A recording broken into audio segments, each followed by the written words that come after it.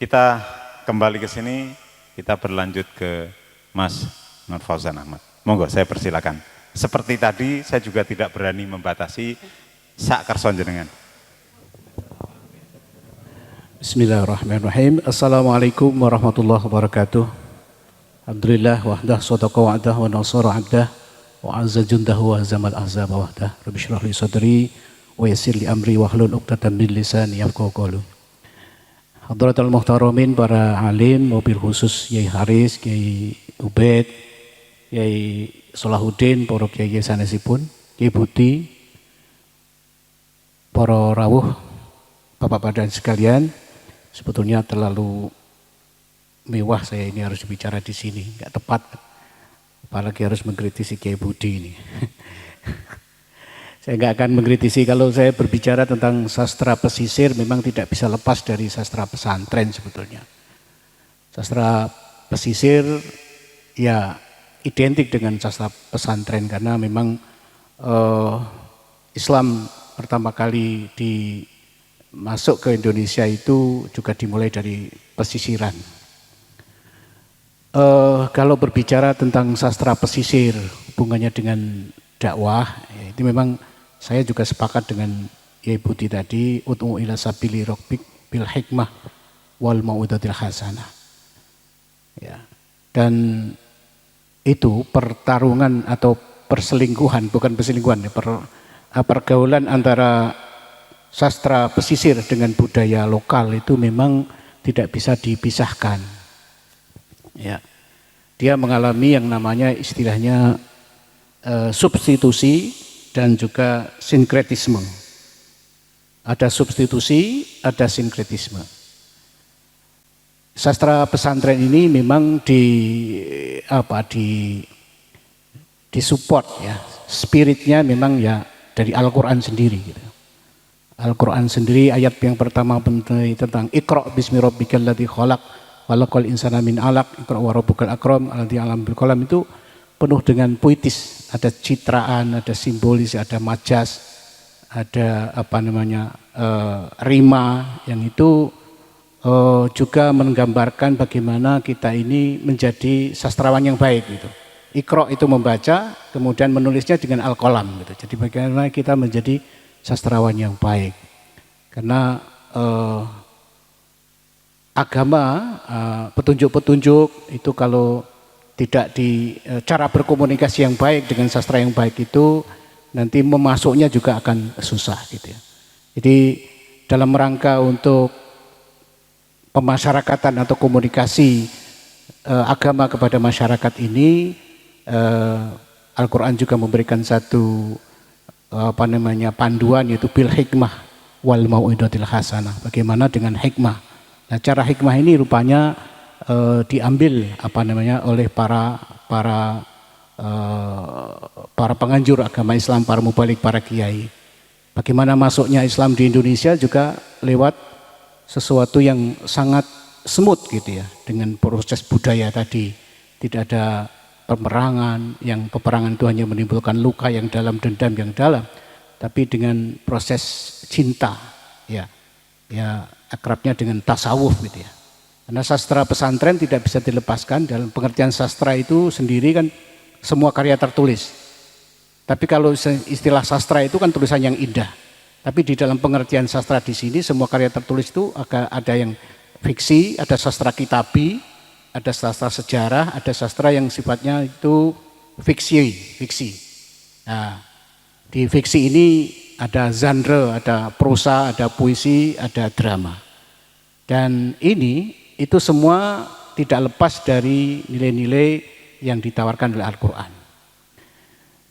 Kemudian sastra pesisir juga diilhami oleh terutama karena di dalam Islam itu kan ada fun ya, ada ilmu fikih, ilmu tauhid, ilmu kalam ya, kemudian juga ilmu tasawuf. Nah, terutama ilham utama daripada sastra pesisir, sastra pesantren itu lebih kepada tasawuf ini. Karena kalau kita berbicara tentang filsafat, kalau kita berbicara dengan ilmu kalam atau bicara tentang fikih, itu terjadi hitam putih gitu ya. Tapi kalau di dalam tasawuf yang lebih kepada mahabbah, lebih kepada hub tadi, itu aspek rasa, aspek ihsan, aspek rasa itu lebih masuk ke dalam jiwa-jiwa relung hati masyarakat kita. Nah, di Indonesia masuknya agama Islam sendiri memang tidak lepas dari pengaruh atau peran dari para kiai yang tadi dengan penuh hikmah tadi. Ya, di Melayu misalnya, mereka mendapati satu kenyataan masyarakat di Melayu itu punya jiwa sastra tapi belum mempunyai aksara. Ya. Padahal agama Islam itu agama kitabi, agama yang didasarkan pada kitab, ajaran yang didasarkan pada tulisan gitu. Oleh karena itu peran terbesar daripada para ulama, para mubalik itu adalah bagaimana menemukan aksara Jawi itu. Aksara Jawi tulisannya Arab tapi bahasanya Melayu. Nah, inilah yang kemudian saya kira sangat tepat sekali dan mengapa bahasa Indonesia diangkat sebagai bahasa Melayu itu sangat tepat ya. Karena di samping bahasa Melayu itu sejak lama memang sudah menjadi bahasa perdagangan, bahasa lingua franca. Jadi bahasa Melayu juga inilah yang dibawa oleh Islam. Islam itu agama yang egaliter ya. Kalau Hindu itu kan mengenal tingkatan-tingkatan Sudra, Waisya, kemudian Brahma dan sebagainya. Nah, ini rupanya sangat mudah diterima dengan bahasa Melayu ini, bahasa pesantren ini. Begitu juga ketika masuk di Jawa. Nah, itu. Nah, ini peran kiai ini sangat penting. Awalnya memang sastra pesisir, sastra pesantren diilhami tentu saja oleh kitab-kitab dari Persia, kitab-kitab Arab Timur Tengah ya. Tapi kemudian melalui proses adaptasi, melalui proses akulturasi dan sinkretisme tadi, ada proses penambahan, ada proses pengurangan, ada proses originalitas, ada proses juga ada resepsi ya. Dan ini perlu keterampilan, kepiawaian dari para kiai untuk bagaimana mengolah dari sastra kitabi maupun sastra-sastra yang awalnya dari pesantren dari Arab itu kemudian masuk ke dalam, dibawa ke dalam bahasa-bahasa masyarakat di Jawa dengan bahasa Jawa yang unggah-ungguhnya yang semacam itu dan juga bahasa Melayu. Bahasa Melayu, bahasa Indonesia itu luar biasa itu. Hampir sepertiganya itu dari bahasa Arab. Bahasa Arab. Ini peran para ulama luar biasa. Yang kemudian yang perlu diperhatikan lagi adalah tradisi nyastra di kalangan pesantren itu memang tidak lepas dari tradisi itu ya. Karena nafasnya itu nafas sastra ya. Puisi terutama ya, puisi itu betul-betul menjadi nafasnya ya. Ada bentuk prosa tapi yang terakhir ini puisi ini ya.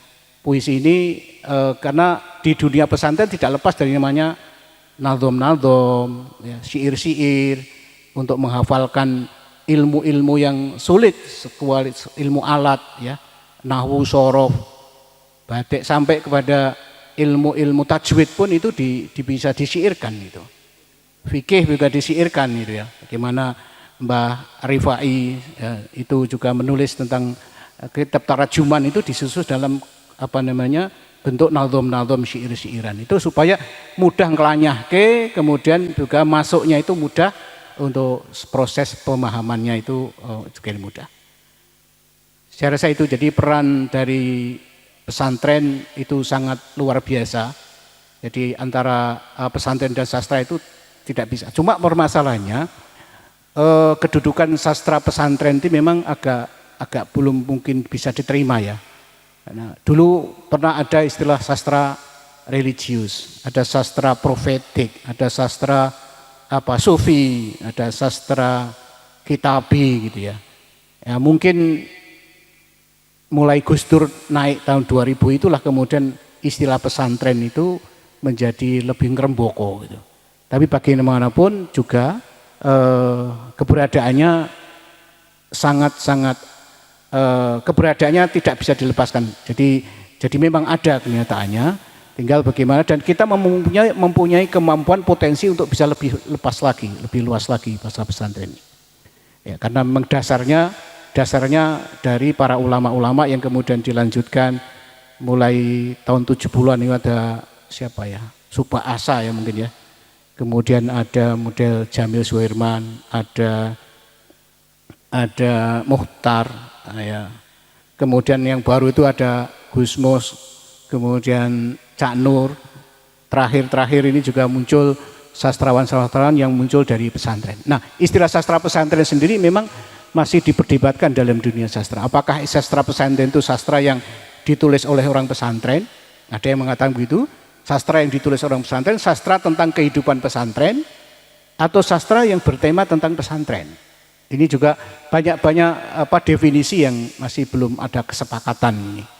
Karena kalau kita melihat periodisasi sastra Indonesia, itu sastra itu mesti akan dilihat dari bentuknya, dari keistimewaannya, bukan dari tema-temanya. Tapi kalau kita berbicara sastra pesantren itu kan kita periodisasi sastra menurut tema-temanya, dari tema pesantren. Tapi saya kira itu sah-sah saja untuk menyebut keberadaan sastra pesantren.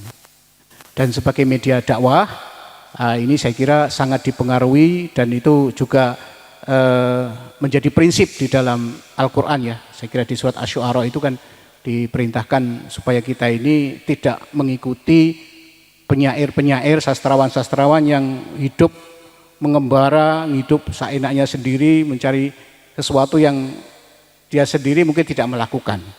Tapi justru Allah itu sangat senang dan membanggakan kepada penyair sastrawan yang mengajak kepada kebenaran, seperti yang tadi dibacakan Mas Timur, syair-syairnya atau syair-syair yang ditulis oleh para kiai, itu semuanya memang mengarah kepada ketauhidan dan penyucian jiwa kita.